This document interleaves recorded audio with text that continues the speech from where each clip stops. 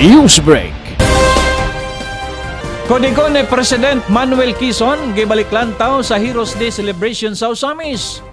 Tukma kayo nining panahon na ang mensahe ni Osamis City First Lady Dr. Ruth Legaspi Puentes sa selebrasyon sa National Heroes Day 2025.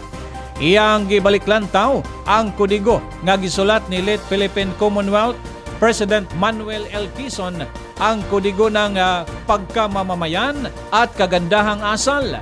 Sa unang 5 pa lang kabahin sa may napulo og 6 katalamdan, makita na nini ang hiya sa usa ka Pilipino nga dili kinahanglang mubuhis og kinabuhi aron lang matawag nga bayani.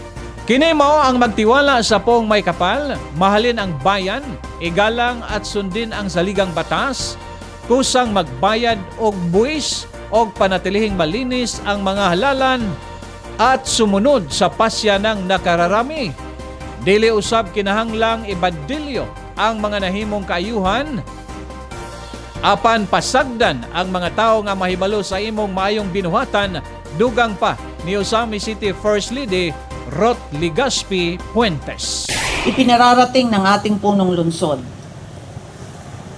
Sabi niya, kailangang ang kodigo ng pagkamamamayang Pilipino na isinulat ng dating Pangulong Manuel L. Quezon ay basahin mo, ipaintindi, ipaunawa, ipaalala, at naway maging bahagi ng pang-araw-araw na buhay ng bawat isa sa atin.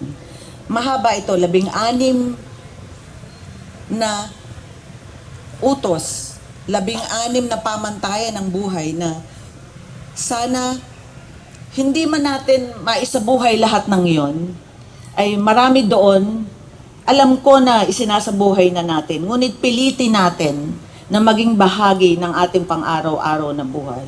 So, ang kodigo ng pagkamamamayan at kagandahang asal ay isinulat ng ating dating Pangulong Manuel L. Quezon, atas tagapagpaganap bilang 217 na ipinisinaya at isinakatuparan noong ika-29 ng Agosto, taong 1939. August 29, 1939. Ano ang unang utos o unang kodigo ng pagkamamamayan at kagandahang asal? Ito ay ang magtiwala sa poong may kapal na gumagabay sa kapalaran ng tao. Alam nating lahat ang unang utos ng Panginoon sa Biblia na nasusulat, yung first commandment. Love God more than self.